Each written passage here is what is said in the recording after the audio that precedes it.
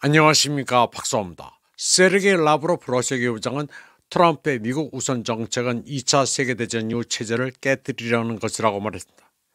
그는 2025년 도널드 트럼프가 이끄는 공화당 행정부가 미국에 복귀하면서 제2차 세계대전 이후의 국제적 과정에 대한 워싱턴의 이해가 새로운 차원으로 접어들었다고 했습니다. 새 국무장관 마르코 루비오는 올해 1월 15일 미국 상원에서 이 문제에 대해 매우 웅변적인 성명을 발표했다고 라브로프는 지적했습니다. 라브로프는 루비오의 연설을 볼 때 전후 세계 질서가 단순히 쓸모 없어진 것이 아니라 미국의 이익에 반하는 무기로 전락했다고 이해했습니다. 즉 유엔을 중심으로 한 얄타, 포츠담 평화조약은 더 이상 용납할 수 없을 뿐만 아니라 냉전 이후 워싱턴이 주도한 서방의 이기심과 오만함을 구체화한 것으로 보였던 규칙 기반 질서도 더 이상 용납할 수 없게 됐다는 것입니다. 라브로프는 미국 우선이라는 개념은 히틀러 시대 슬로건인 위버 알레스와 놀랍도록 공명하며 무력을 통한 평화에 초점을 맞추면 결국 외교가 사라질 수도 있다고 말했습니다.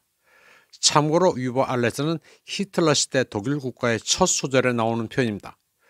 Deutschland, Deutschland, über alles, über alles in der Welt.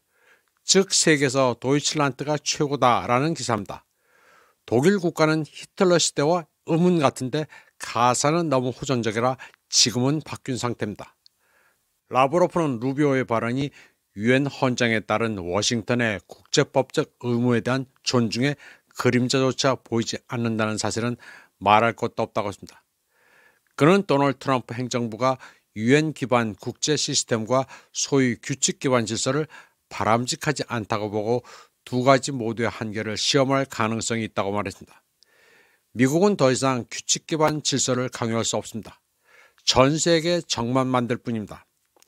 첨언하자면 그런 점에서 윤석열이 해외 순방을 하면서 규칙 기반 질서를 주제로 연설을 한 것은 그야말로 코미디입니다. 라브로프는 러시아 외교 잡지 로시아 글랍노이 폴리츠키에 게재한 사설에서 미국과 그 동맹국들은 얄타, 포츠담 협정이 자국 이익에 반한다고 생각하고 있으며 유엔 헌장의 국가평등 원칙을 따른 적이 없다고 썼습니다.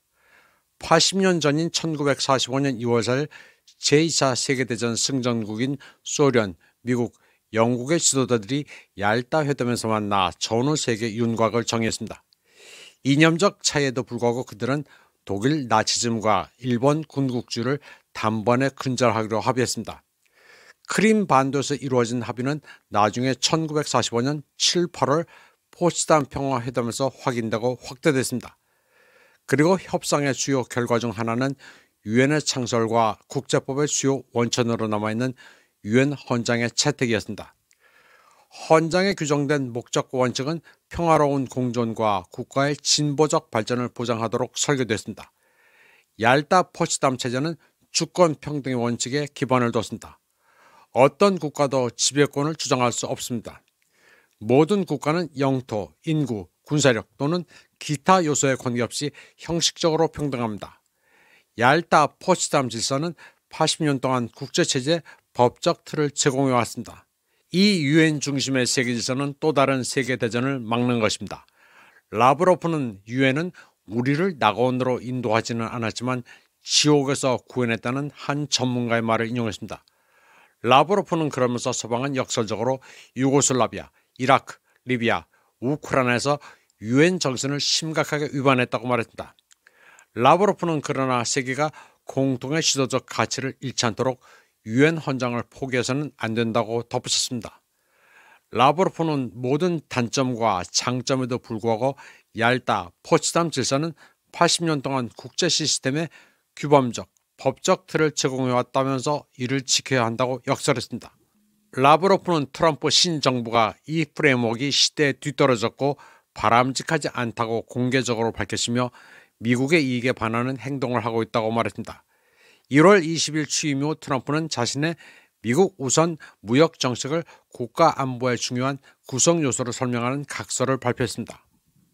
이 문서는 그가 첫 임기 동안 도입한 무역 정책을 계속할 것이며 미국 경제를 우선시할 것이라는 신호를 보냈습니다.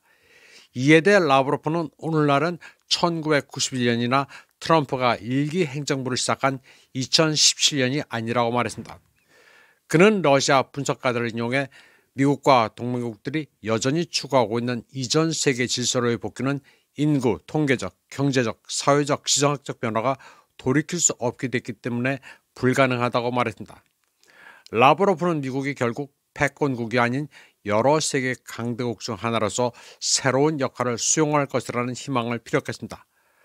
라브로프는 다극화가 추진력을 얻고 있다면서 미국은 이에 반대하기보다는 가까운 미래 러시아, 중국, 남반구, 동반구, 북반구, 서반구의 다른 국가들과 함께 책임있는 권력의 중심주가 될 수 있다고 말했습니다.